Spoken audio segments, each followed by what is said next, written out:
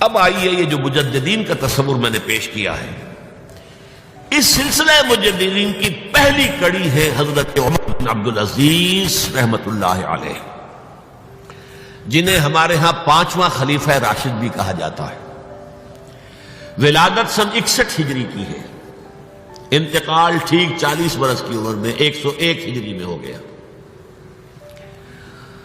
خلافت صرف 2 سال حضرت ابوبکر کی طرح، سن 99 ہجری سے 101 ہجری۔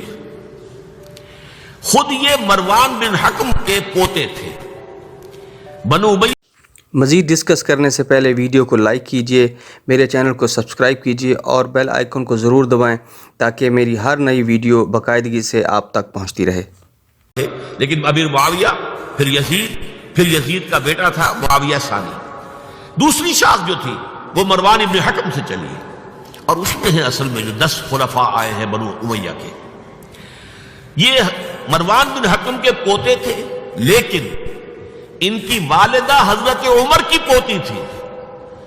یہ جو امتزاج ہوا ہے، یہ جو حضرت عمر فاروق رضی اللہ تعالیٰ عنہ کا خون ان کی رگوں میں پہنچا ہے، اور وہ بڑا مشہور واقعہ ہے، دلچسپ واقعہ ہے کہ حضرت عمر ایک روز اپنی رات کی گشت پر تھے، جو آپ خبر گیری کے لیے رات کو سفر کرتے تھے شہر کے اندر، تو آپ نے دیکھا small hours of the morning, صبح کا فجر سے کچھ وقت پہلے وقت ہوگا، ایک گھر میں سے آواز آ رہی ہے ماں بیٹی گفتگو کی۔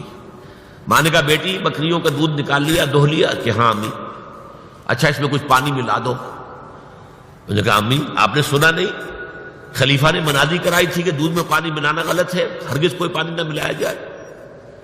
ماں نے کہا تو بیٹی خلیفہ یہاں کوئی موجود ہے، کوئی دیکھ رہا ہے، پانی ملا دو۔ بیٹے نے کہا کہ امی خلیفہ نہیں ہے، اللہ تو موجود ہے، اللہ تو دیکھ رہا ہے۔ حضرت عمر نے وہ بات سن لی، اس گھر کو آپ نے تاک لیا اور جا کے اپنے بیٹے عاصم سے کہا کہ وہاں رشتہ کر لو۔ وہ ہے لڑکی پھر جس کے نسل سے یہ حضرت عمر بن عبدالعزیز یہ پیدا ہوئی۔ تو یہ در حقیقت پوتی ہے حضرت عمر فاروق کی، ان کی والدہ ام عاصم، اور یہ خود پوتے تھے مروان بن حکم کے۔ اور جو 8واں خلیفہ تھا بنو امیہ کا سلیمان، اس کی وصیت کے مطابق یہ خلافت ان کو ملی تھی۔ اب آپ ذرا یہ سوچئے، جائزہ جو ہمیں آج لینا ہے، اس وقت تک دین کے اوپر کون سے گرد و غبار آئے تھے کہ جن کو حضرت عمر بن عبدالعزیز نے صاف کیا؟ ابھی 100 برس بھی نہیں ہوئے حضور کے انتقال کو، ابھی یہ 90 برس ہو گئے ہوں گے یا 80-85 برس ہو گئے۔ عقائد میں کوئی ٹیڑھ نہیں آیا، ابھی کوئی یونان کا فلسفہ نہیں آیا، ابھی کہیں کوئی منطق نہیں آئی، کچھ نہیں آئی۔ عقائد سیدھے سادہ جو عربوں کے تھے وہ ہے۔ اعمال میں بھی کوئی تبدیلی نہیں آئی، مسلمانوں کے اعمال اخلاق تقریباً وہی ہے۔ کچھ کمی ہو گئی، کچھ دنیا کی طرف زیادہ رغبت ہو گئی ہوگی، مال اور دولت دنیا سے زیادہ دلچسپی ہو گئی ہوگی بس، لیکن دینی اعتبار سے کوئی فساد، کوئی خرابی کوئی نہیں تھی۔ خرابی کہاں آئی تھی؟ نظام حکومت میں خرابی آئی تھی۔ اسلامی نظام حکومت میں، اسلامی خلافت کے نظام میں کیا چیزیں ہوتی ہیں؟ نمبر 1 اللہ کی حاکمیت، کتاب و سنت کی بالادستی، ٹھیک، یہ تو یقیناً جیسے تھی ویسے ہی اب بھی تھی، لوگوں کی انفرادی زندگیوں میں اب بھی تھی، اور یہ کہ کم سے کم نظری طور پر حکومت کی سطح پر بھی یہ حکومت اللہ کی اور کتاب و سنت کی ٹوٹل بالادستی، اس کو تسلیم کیا جاتا تھا۔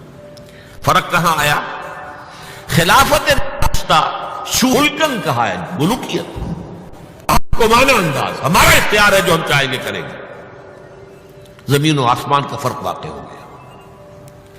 وہاں خلیفہ کا انتخاب ہوتا تھا مشورے سے، امرہم شورا بینہم، ان مشورت المسلمین۔ یہاں اب خلافت ہو گئی قبائلی، بنو امیہ، بنو عباس، اور موروثی ہو گئی، باپ کے بعد بیٹا، بیٹے کے بعد پوتا۔ وہاں بیت المال مسلمانوں کی ملکیت، مسلمانوں کی امانت تھا خلیفہ کے پاس، اور خلیفہ کا حق اس میں صرف اتنا تھا جیسے کہ حضرت ابوبکر نے فرمایا، حضرت عمر نے فرمایا، اور یہی بات عمر بن عبدالعزیز نے کہی کہ جتنا حق کے قرآن نے دیا ہے کسی مسلمان کو، اگر اس کی زیر کفالت کو یتیم ہو، یتیموں کا مال بھی ہے، اس کی دیکھ بھال وہ کر رہا ہے، ہے یتیم کا، اگر وہ غنی ہے تو اسے ایک پیسہ بھی لینا یتیم کے مال میں سے حرام ہے، لیکن اگر وہ خود محتاج ہے تو وہ ضرورت کے مطابق اس سے لے سکتا ہے۔ جتنا کچھ بھی ایک یتیم کا ولی یتیم کے مال میں سے لے سکتا ہے، اس سے زیادہ خلیفہ کے لیے بیت المال جائز نہیں ہے۔ یہ معاملہ تھا ابو بکر صدیق کا، عمر فاروق کا، عثمان غنی کا، علی مرتضیٰ کا رضی اللہ تعالیٰ عنہ اجمعین۔ لیکن اب آ کر دور بنو امیہ میں یہ جو خزانہ تھا یہ ذاتی ملکیت بن گیا، جس کی بنا پر عیش و عشرت بھی ہوئی، اور داد و دہش، جس کو چاہا جو چاہا دے دیا، جس کو چاہا اشرفیہ بخش دی، جس کو چاہا جو ہے نواز دیا، جس کی چاہا وفاداری خرید کے لیے خزانے میں سے بیت المال میں سے پیسہ خرچ کر دیا۔ پھر عوام کے حقوق، یہ جو آپ کو ہیومن رائٹس کا تصور آج ملتا ہے دنیا میں، کسی شخص کو محض شبے کی بنیاد پر گرفتار نہیں کیا جا سکتا، اظہار رائے کی پوری آزادی ہے۔ ایک عام آدمی خلیفہ وقت کو ٹوک سکتا ہے کہ یہ کرتا آپ کا کہاں سے بن گیا۔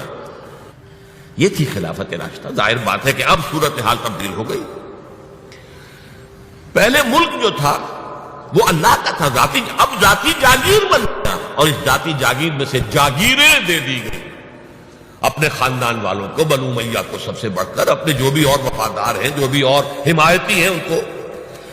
اس کے علاوہ جس کے لیے حضور نے اسے ملکن اعظم کہا ہے، ملکن اعظم، افزا یعوذ کہتے ہیں دانتوں سے کاٹنے کو، کاٹ کھانے والی، کٹ کھنی، جیسے کاٹ کھانے والا کتا ہوتا ہے، کٹ کھنا کتا، تو یہ کٹ کھنی ملوکیت۔ اس کے لیے نوٹ کیجئے اسی دور میں حضرت عمر بن عبدالعزیز سے پہلے اسی دور بنو امیہ میں سانحہ کربلا ہوا، عظیم ترین سانحہ۔ پھر واقعہ حرہ ہوا، 3 دن تک مدینے کو حلال کر دیا گیا فوجیوں کے لیے، جس طرح چاہو لوٹو، جس طرح چاہو عصمت دری کرو، جو چاہو کرو، مال عزت سب تمہارے لیے جائز۔ مسلمانوں کے ہاتھوں ہوا ہے اور مدینے کا ہوا، مدینے کا ہوا۔ پھر اسی دور میں حضرت عبداللہ ابن زبیر کی شہادت ہوئی سن 73 ہجری میں۔ پھر حجاج ابن یوسف جیسا ڈکٹیٹر اسی دور میں تھا۔ سینکڑوں تابعین کو جس نے ذرا کوئی بات کہہ دی، جس کے بارے میں ذرا اندیشہ ہوا کہ یہ جو بھی اس وقت کی حکومت ہے اس کے خلاف کوئی بات کہہ رہا، گردن اڑا دو۔ کوئی پوچھ تاچھ نہیں، کوئی مقدمہ نہیں، کوئی لگا کر ثبوت دینے کی کوئی ضرورت ہی نہیں۔ سینکڑوں تابعین۔ اسی دور حکومت میں محمد ابن قاسم جو یہاں ملتان تک چلا گیا تھا رحمت اللہ علیہ، اور اب وہ ارادہ کر رہا تھا آزاد کشمیر کی طرف، پہاڑی علاقوں کی طرف جو ہے وہ فتح اور کشمیر کی طرف جانے کا، واپس بلا کر شہید کر دیا۔ کیوں؟ بہت پاپولر ہو گیا تھا محمد ابن قاسم، ہندوؤں نے اس کو بت بنا کر اپنے مندروں میں رکھ لیے تھے پوجنے کے لیے۔ یہ تو اوتار ہے، در جوانی توبہ کردم شیوائے پیغمبری، یہ نوجوان اور اتنا نیک، ان کے لیے تو کوئی قیاس کے قابل بات تھی نہیں۔